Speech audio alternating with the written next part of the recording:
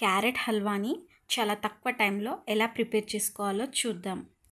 ముందుగా నేను స్టవ్ పై కుక్కర్ని పెట్టుకున్నాను. కుక్కర్ హీట్ అవ్వగానే 1 టేబుల్ స్పూన్ గీని యాడ్ చేసుకున్నాను. గీని మనం మెల్ట్ చేసుకుందాం. గీ మెల్ట్ అవ్వగానే నేను సన్నగా కట్ చేసుకున్న 2 కప్స్ క్యారెట్స్ని యాడ్ చేసుకుంటున్నాను.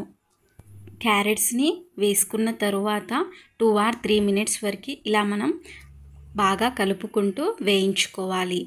ఇలా వేయించుకున్న తరువాత కుక్కర్పై మూతను పెట్టుకొని 2 విజిల్స్ వచ్చేంత వరకు వీటిని మనం మీడియం ఫ్లేమ్లో కుక్ చేసుకుందాం. ఈ క్యారెట్స్లోకి వాటర్ని కానీ మిల్క్ని కానీ యాడ్ చేయాల్సిన అవసరం లేదు. వీటిలోని వాటర్ కంటెంట్తోనే కుక్ అవుతాయి. 2 విజిల్స్ రాగానే స్టవ్ ఆఫ్ చేసి మూతను తీసి ఈ క్యారెట్స్ని మనం స్మాష్ చేసుకోవాలి.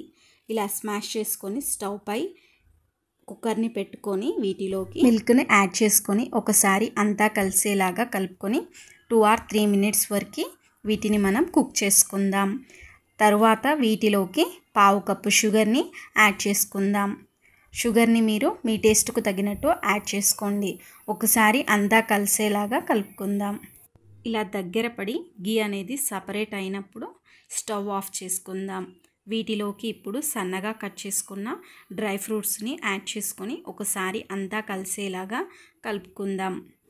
చూసారు కదండి, క్యారెట్ హల్వా అనేది చాలా సింపుల్గా పర్ఫెక్ట్గా రెడీ అయిపోయింది. సో మీరు కూడా ఈ విధంగా ఒకసారి ట్రై చేయండి. ఎంతో టేస్టీ క్యారెట్ హల్వా రెడీ అయిపోతుంది.